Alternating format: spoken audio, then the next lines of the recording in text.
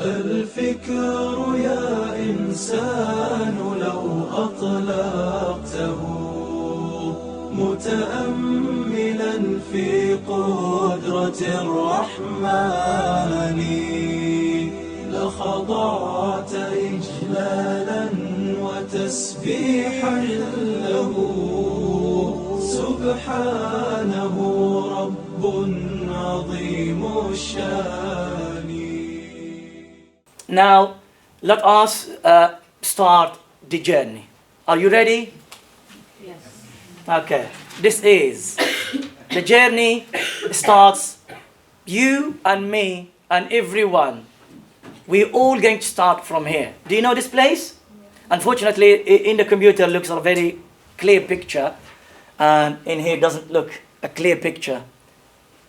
But we've died before we are put there. We need to talk about al-Barzakh. So our journey in al-Barzakh. We died before, and we hope that we will get a Sunni family that as soon as you die, they're not going to delay you for long. They're saying you take you to India or Pakistan, or take you to here and there. Straight away, announce the death, and don't make it private. And this way it shows, I will mention later, we are really, I need to go, and I did mention that last week, to my course Fiqh of Death, because that will clarify a lot of issues before we reach this point. So I'm saying, I hope that every one of us in here will get a Sunni family, that as soon as you die, they will not delay you, and you will put you, because that is not good. It's a sunnah to be put in the grave. This is your home. This is the home that we're going to go in. This is our new place. As soon as you die, when you are a body, they don't even say, remember this, when you are dead in there, they're not going to say Ahmad. They're not going to say Asim. They're not going to say Tariq. They will say the body. They will say the deceased. They will say in Arabic, Jutha. So even your name is gone. The DR that you have it is gone. It's not there. It's a deceased. It's a body. So we hope that they will put you straight away in the grave, and the journey will start from here. Just need to concentrate on al-Barzakh itself, but our journey starts from when we lose the soul and we finish. That's the journey start from there. Yeah. Why is there such an emphasis when somebody's dead to immediately put them on the ground, when this flesh and bone actually doesn't mean anything? It's a ruh that matters, right? Why is there so much emphasis on it? It is the sunnah of the Prophet ﷺ. It is the relaxation of the body after death is in amongst, as that poet, he said, فرش الثراب يضمني. He said, my bed and my pillows and my cover, all sand or soil, turab. That is the place. That is the comfort of the body. It's not to be on the ground. It's under the ground. And that's the sunnah of the Prophet ﷺ. Okay, so our journey starts from here. The grave. Now, the grave is the first stage of the last day. This is statement said by our scholars, but also narrated in the hadith. So the first stage, أول منزل من منازل الآخرة. They did not mention the death. They're saying al-qabr. So أول منزل من منازل الآخرة, it is al-qabr. They mention al-qabr because, as we said earlier, commonly or quickly people, they will put the body inside the grave, and we all go into the graves. And amongst us, the Muslims, we don't have anyone here who will burn the body or do something else. But some people, they might die in a situation would not be like a normal situation where they will get a chance to be washed and to be having salatul janaza and put them in the grave. But this is the common way. So the al-qabru awwalu manazil al-akhirah. And I said here, it was reported by Imam Tirmidhi and others from the hadith of Uthman ibn Affan, narrated saying, the servant of Uthman ibn Affan, he said, he was narrating and talking about Uthman ibn Affan. He said that I experienced that Uthman radiallahu anhu, when he used to stop by a grave, he would start crying until his beard becomes wet. Whenever he walks by a grave, he will stop and start crying and crying and crying until his beard becomes wet. This is just to remind me of something. I don't intend in these classes to make it reminders. More intended to make it as an academic style to learn A to Z about the belief of the Muslims about al-Yawm al-Akhir. Because if I want to use the reminder style, there's going to be so many statements and we're going to get off the point. Okay, so, but some ahadith and some stories has to be mentioned in here because it makes sense for us. We need to explain something. So Uthman ibn Affan was asked. So they used to say to him, they used to ask him, why do not cry when paradise and hell are mentioned, but you cry when you see the grave? They say when you're reading and when we mention the Jannah, when we mention the hellfire, you don't react in the same way you reacting when the al-Qabr is mentioned. It's something made them questioning Uthman ibn Affan, the Khalifa of Rasulullah sallallahu alaihi wasallam.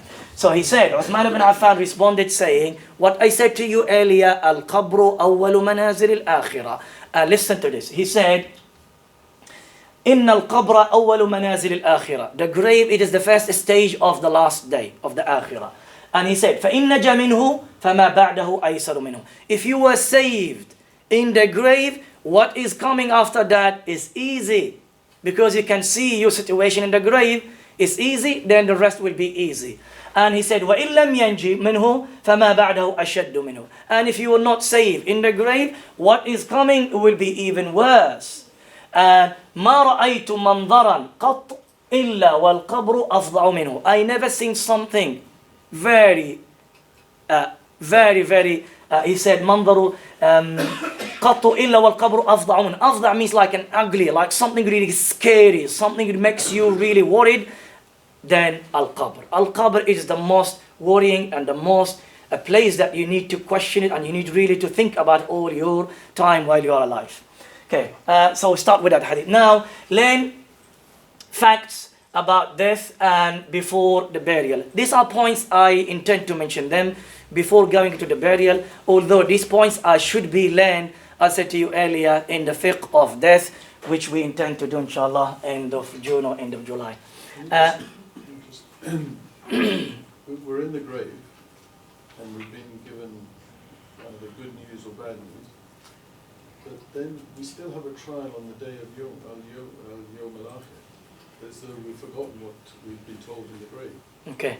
Can we delay that until the point that we're going to get it, inshallah? Because it's going to come, inshallah. So the point of facts and about the death and before the burial. Now, the first one, two angels will come to the person who is dying. Now you have a person.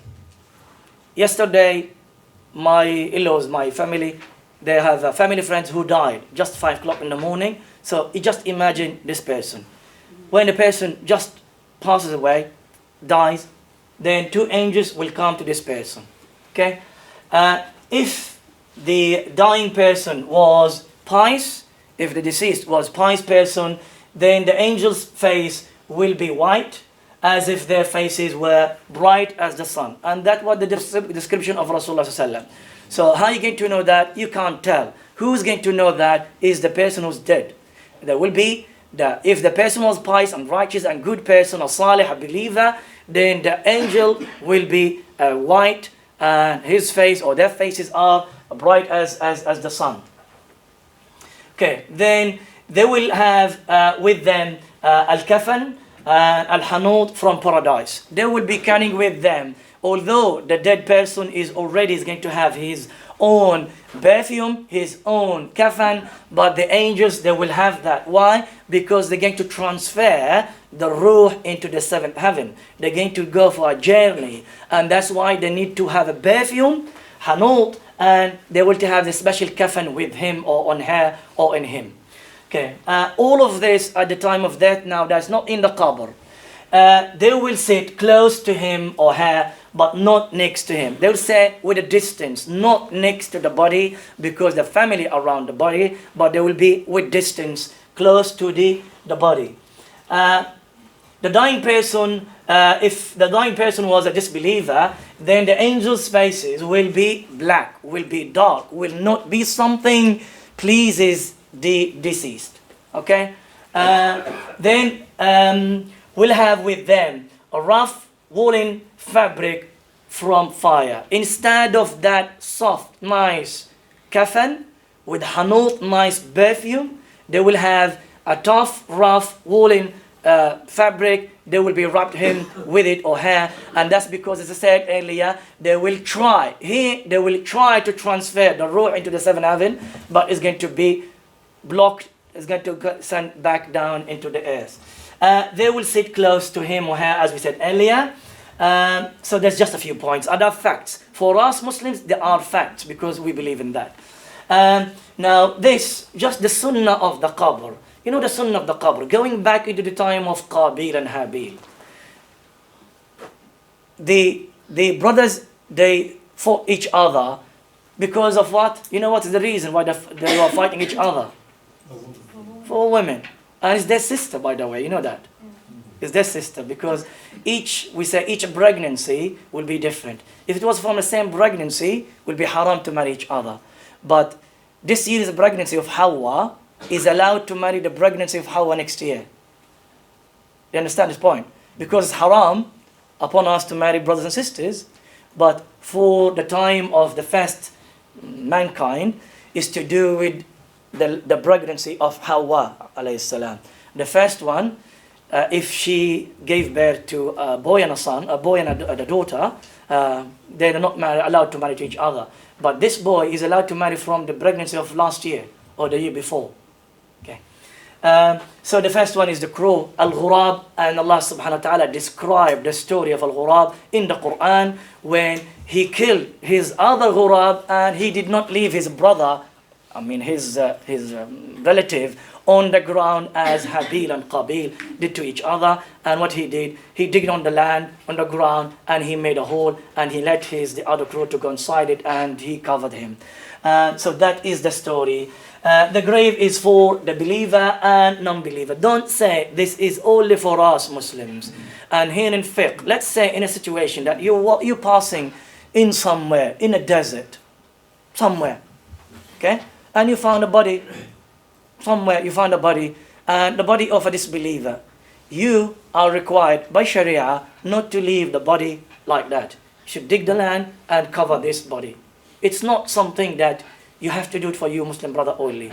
In the old days when there is jihad and the time of Rasulullah and the time of the Sahaba and the Tabi'een, they do that. If they were not taken the bodies by their owners or the other party, and then the Muslims, they have to do that duty.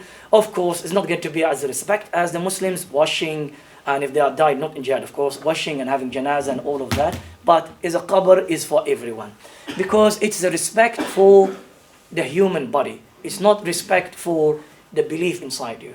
And that's the issue that has to do with the business of Allah subhanahu wa ta'ala. The questions in the qabr is nothing to do with you.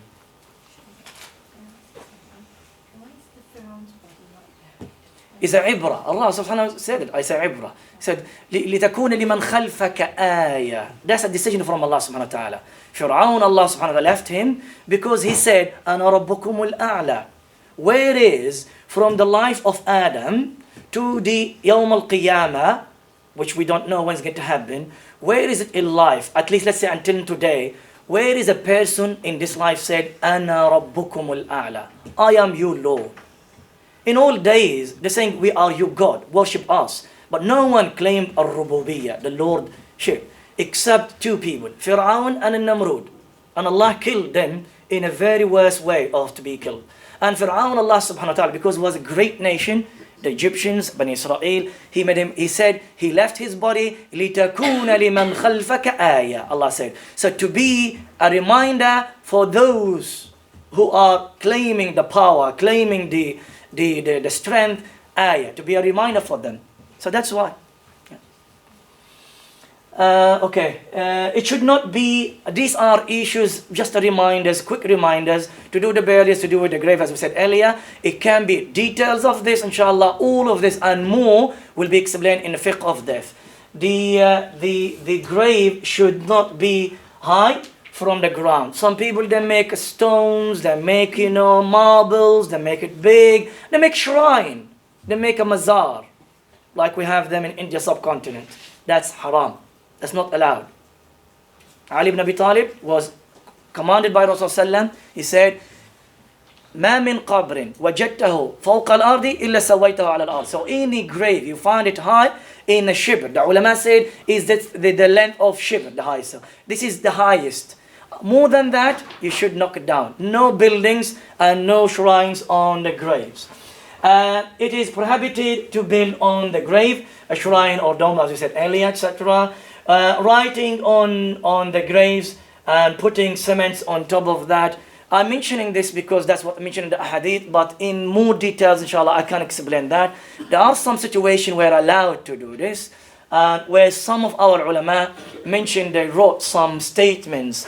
Ibn al-Jawzi, when he died, he used to say I'm not good in shi'r, in poems, but he said 3 verses. And he made in his will that when I die, I want these 3 verses to be written in my grave. So anyone comes to visit me, he can read that. Unfortunately, the grave of Ibn al-Jawzi is gone, because in Iraq and a flood went, and now it doesn't exist, not there. Anyway, so some scholars from the Salaf, they used to say that, write this on my grave. And so the understanding of that maybe go into worshipping level, and also putting a cement. And some of our fuqaha and jurists said, in some areas where a lot of wild animal lives, if you don't put cement on top of the grave, it might be digged, and if it was a fresh body, they can smell the body and the dig, and it will be eaten. So they're saying putting cement, but don't put it high, put it just on top of the grave to keep it safe from the animals to be eaten. With the Prophet's grave, so it's still soil behind all those walls. There is nothing on top. So Yeah, the body is there, and there's no like something covered like putting him in. Yeah. It's a little bit different with Rasulullah. Yeah, and Rasulullah is a hayy fi qabri. Okay, so that's why, brothers and sisters, we really recommend, as I said to you, that to attend this course. May Allah subhanahu wa ta'ala give us the ability and give us the life and give us the right person to come and do something with us to fund it, so we can go through this course, inshallah. A to Z description from the time, steps by step, from the time of sickness until the death and after death. Not after death when you're buried, but is issue related to your family and what they should do for you. Okay, now a quick note to start the journey. Although I said to you starting the journey, but giving you some reminders here and there before you start the journey. The following description is mainly taken from the hadith of the narration of al-Bara bin Azib. Al-Bara bin Azib had narrated very long narration. It was about the world of al-Barzakh. So this narration was narrated in so many books of hadith and quite long, and it has different wording. I use all the wording, inshallah, we're going to have that. So what I'm saying to you, what you're going to read, I'm not going to refer you with every single point, this hadith and this hadith. Majority, unless if there's something different, I will refer you to the right hadith. But what we're going to learn is all mainly from the hadith of al-Bara bin Azib, which was narrated, authentic hadith, I believe it's authentic, narrated by Imam Ahmad, Abu Dawood, Ibn Majah, al-Tayalisi, al-Hakim, and others. Okay, it was also narrated by Abu Hurairah. So the other Sahabis mention a few details about al-Barzakh, Abu Hurairah, Ibn Umar, and Aisha. Okay, so let's start. Now, the first step, I'm going to go, what I did, the hadith of al-Bara bin Azib, I made it step by step. So I broke all the points, I made them as points. We're going to all the A, B, C, D until the end of the letters and end of the numbers. The soul will be returned to him or her. Now, the body, we buried the body. The body on the grave, you put the soil, you made your dua, you're standing in there. At the time we put everything on the soil and you're standing in there, you finish everything, Allah subhanahu wa ta'ala will allow and will give that soil, the soul will go back, al-ruh will go back into the body while you are still standing in there. And that's why Rasulullah said, he said to the companions who are standing next to him, to the grave, said, اسألوا لأخيكم المغفرة والثبات فإنه الآن يسأل.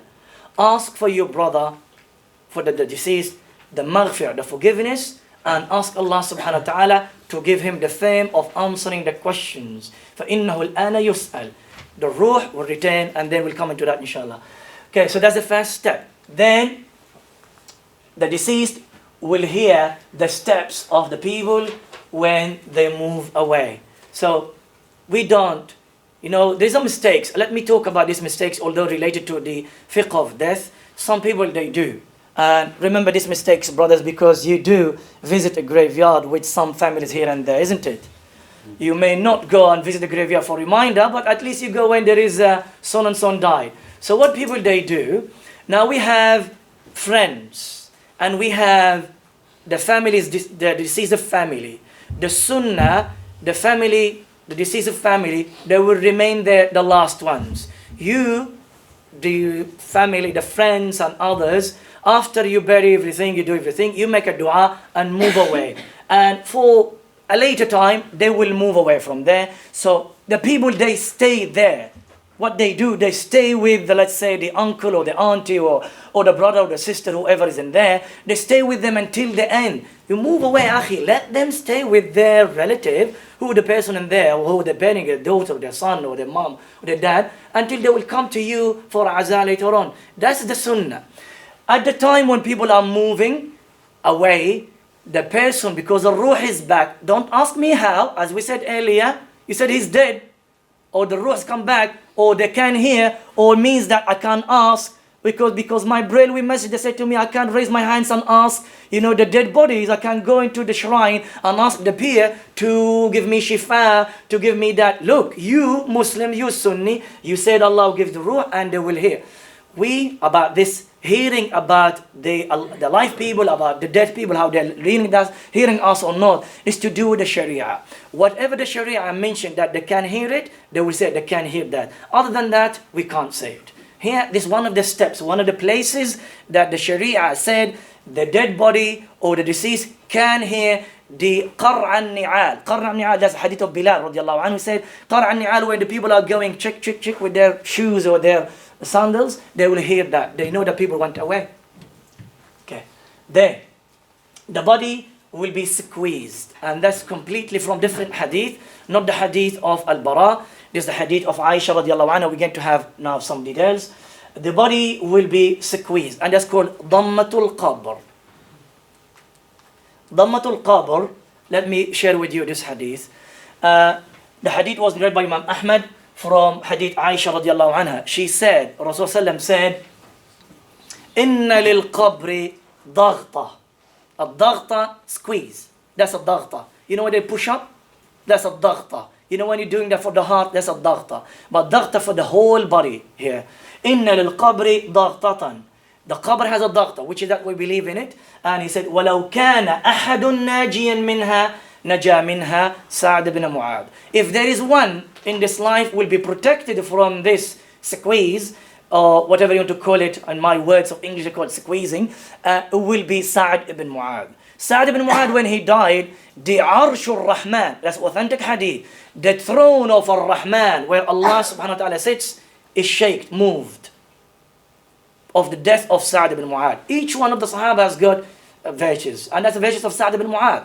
So he said he will be saved from that, but no one will be saved from that. Everyone, even children, including the children, including those without aql, everyone, shuhada, everyone will have the daghta.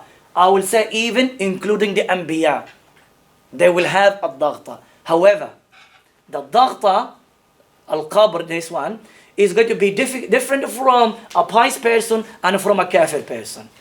And what is a daghta? The best explanation, as Aisha radiallahu anha explained it in some other narration, it says, like you when you don't see your mom for a long time, and then when you go and see her, when you go to Libya and see my mom, I want to get off from her after 1 minute. She's still holding me for a good time, from here, and holds you for a long time.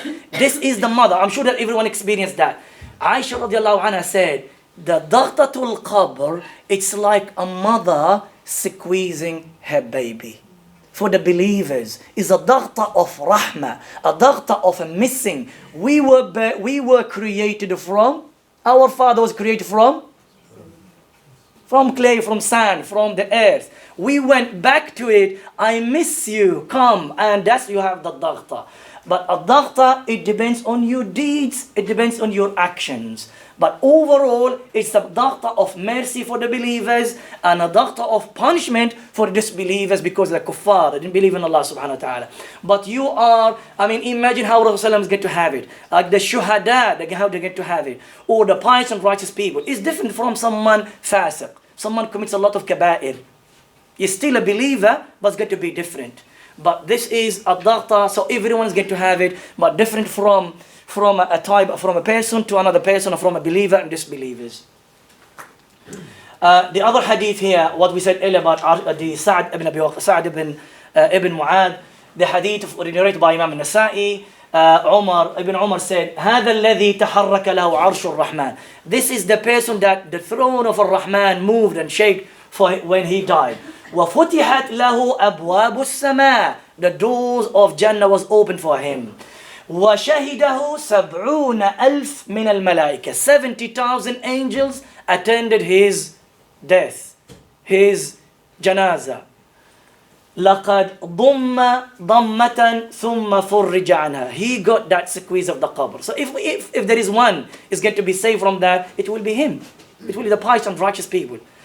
So as I said earlier, al-dhamma is just the understanding of the dhamma, as I said earlier. No one will be excluded from that. Although between two brackets, to understand this, some extreme Sufis, they're saying our qutubs, our top ones, they will be saved from that. No evidence for you. And if you're saying it's very, very pious and righteous people, they're going to be saved from that, then can you compare them with Sa'd ibn Mu'adh, who attended by 70,000? So you have no evidence, because some of the books of fiqh mention that. They're saying the pious and righteous people who reach the level of top, they will be saved from that, but no one will be saved from that.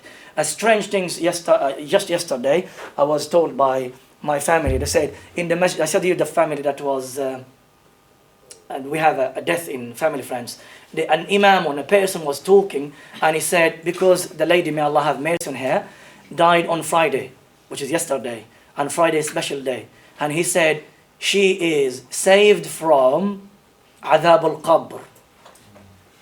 And he said, he should have said, was saved from dhammatul qabr, because we have hadith, and the hadith has some weaknesses, but our ulama says it's authentic. For those who know Sheikh al-Albani says authentic. Anyone dies on Friday will be protected from dhammatul qabr or dhammatul qabr. That is the value of Friday. We know that we don't choose to die on Friday, but this is from Allah subhanahu wa ta'ala, and Allah subhanahu wa ta'ala can give it to anyone. He is Allah subhanahu wa ta'ala's blessing, so give it to anyone.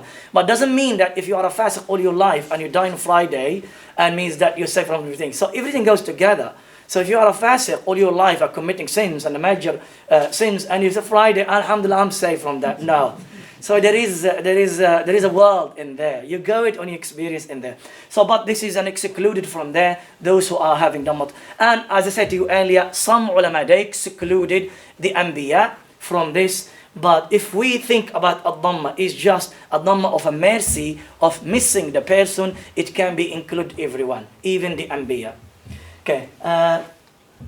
Now, just before the trial of the grave, which is fitnatul qabr.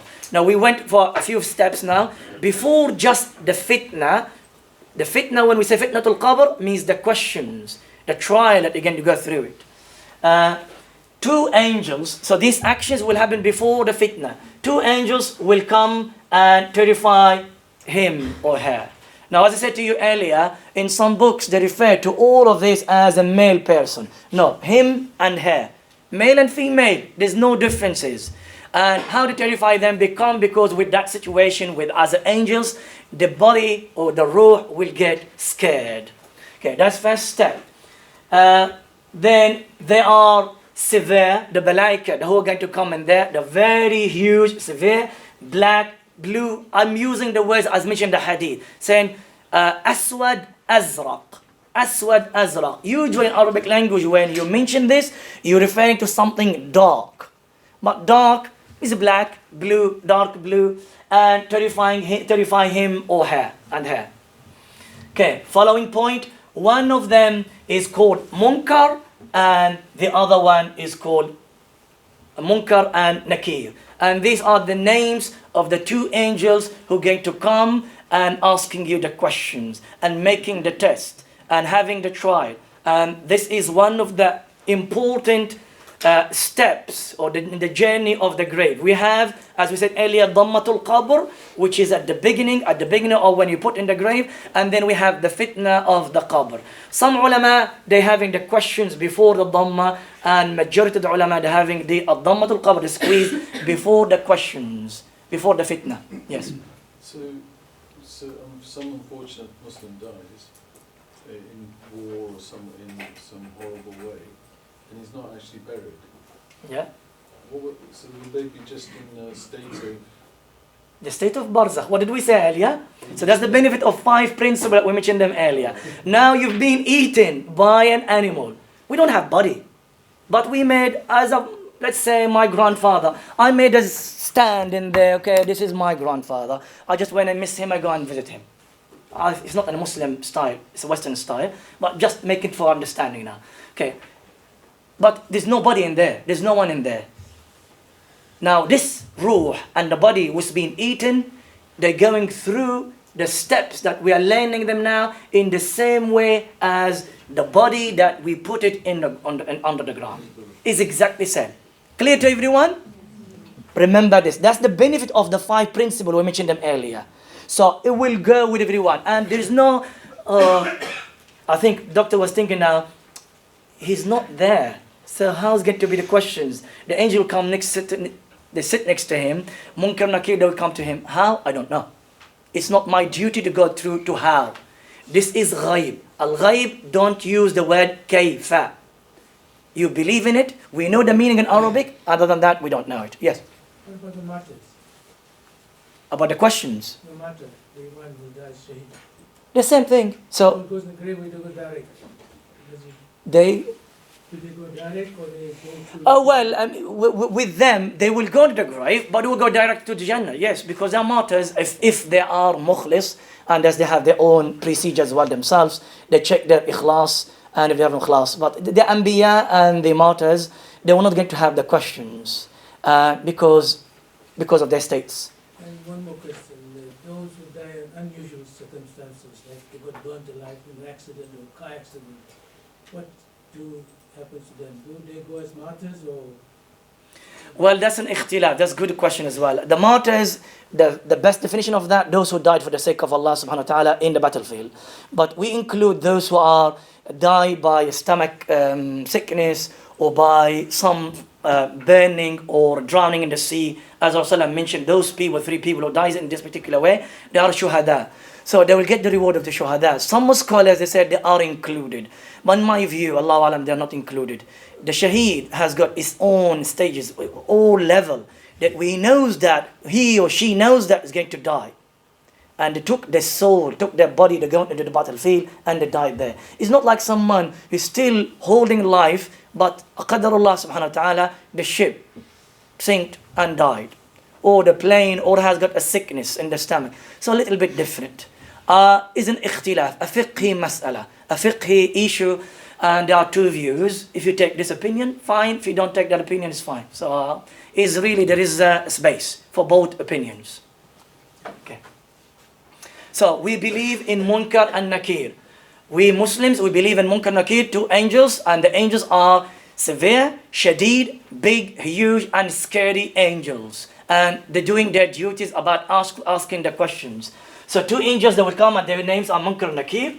Number 7, they sit her next to them and question him. So what they do, the Munkar and Nakir, they hold the body, they sit him, they make him in a position of sitting, not lying down. They're saying they sit him. And then they will start questioning him or her. So sister, please forgive me if I say him, I don't say her. So him and her, both of them, the body, the deceased, they will sit, they will make that person sit, and they will start questioning that body. And now the start of the trial of the grave, fitnatul qabr. And here the trial starts. So what they say, they will ask 3 very significant questions. These questions are very, very important. We know them in our life. You might say, oh, very simple. I can't.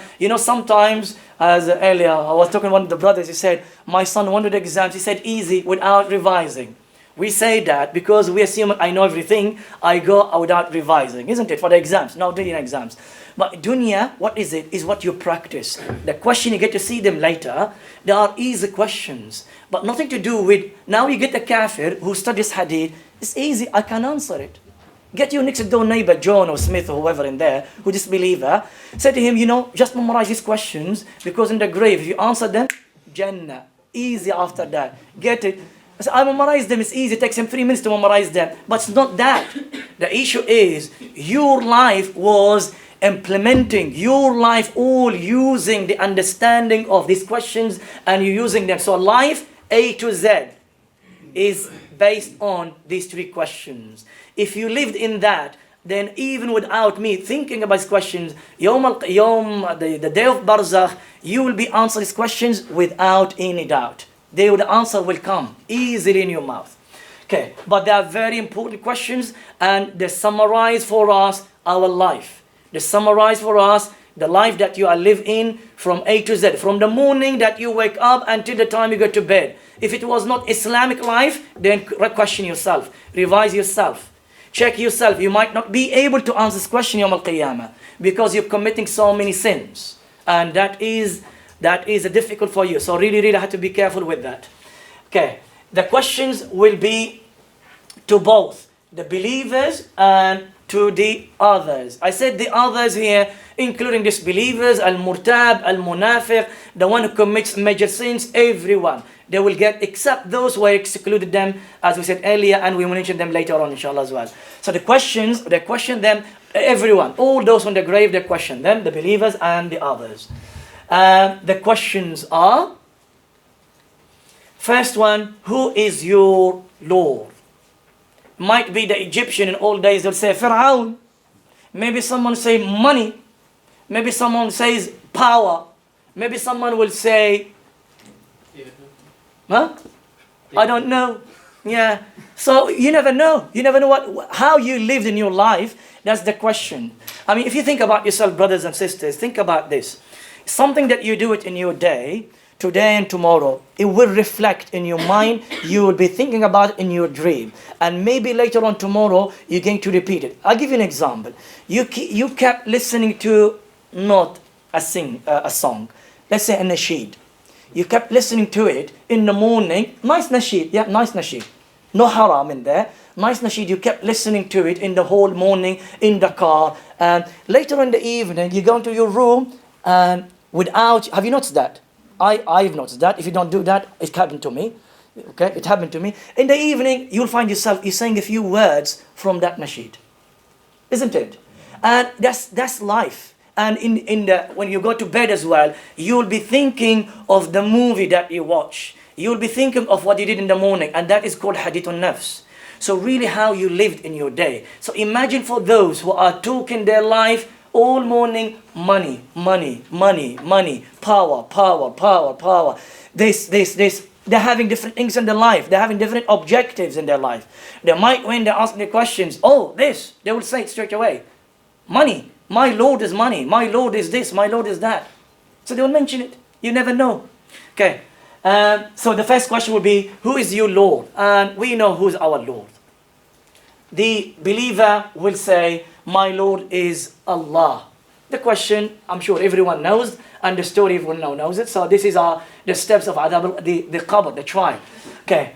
Then the disbeliever will say, I don't know. So say, I don't know. But what I said to you earlier, that is the commentary from our scholars. This is not the only answer that you're going to get. It's not the only answer. You might get an answer if someone says something different, which is something that they were very attached to it in their life. But this disbeliever will say, la adri. Clearly, there's only disbeliever or someone who is Muslim but sinful. So if someone is Muslim, then well, Rasulullah said in this hadith, said the disbeliever and the munafiq in the other narration, and the other narration is al-murtab. Three different narrations: al-munafiq, the al-kafir, and al-murtab, the one who had doubt. and it depends on the level of the doubt. I don't know, so I'll say that. Because means that I'm not practicing the religion. But we fear, our ulama, our commentators, they said, we fear for those who are committing sins in their life. We fear for those who are, their life is not fully in fulfilling the Islamic rules. When they come to the questions, they might not be able to answer the questions. But what Rasulullah gave us two scenarios. The scenario of the best and the scenario of the worst. In between them, there are other scenarios, and you might the person, because of muwahid who's got a tawheed, he will say it. But you might be tazil, or someone, maybe Allah subhanahu will test him or her with not giving the right answer. May Allah protect us from that. Okay, then the second question, what is your religion? We are proud and we teach ourselves, we teach our children all the time when they go out, you show that you're a Muslim. Don't be ashamed that when you are mixed with the others, asking about the religion, you try to hide yourself like the Indians. Although you look like an Indian, you say, I'm not Pakistani, I'm not from India. You don't want to say that I'm Muslim. Or you're studying with the white, with the children with the white in a white area, people that are trying to hide themselves. They don't want to share their identity. I'm Muslim. Say that I'm Muslim. I'm proud that I'm Muslim. And at Yawm al-Qiyamah, or the Day of Judgment, you're going to answer the questions here. My religion is Islam. And it's not, as I said earlier, it's not something that you memorize it. It's the way how you live in your life. And if you fulfill the Islamic rules, you'll be able to answer this question. And my religion is Islam, as the believer would say. That my religion is Islam. So in here, again, it goes back into some people that are having names. Some people that are having groups. I am what? Jubandi. I am Brailwi. I am this. I am that. What? Who was Sammakum al-Muslimin? He called you Muslim. Inna ad-deena inda Allah al-Islam. Wa atuba, he said, after he said what we said yesterday in the iftar, he said, وأصلح لي في ذريتي إني تبت إليك وإني من المسلمين. I will repent to you, Allah, and I am amongst the Muslims. So the word Islam, I'm Muslims. No need for these names and these groups that you mentioned. Okay, the disbeliever will say, I don't know. Because he did not live in Islam. Although he heard about Islam, he knew about Islam, he was told about Islam, he or she, but he could not answer this question because he never practiced Islam, never believed in Islam. محمد رسول الله عليها السلام محمد رسول الله عليها السلام محمد رسول الله عليها السلام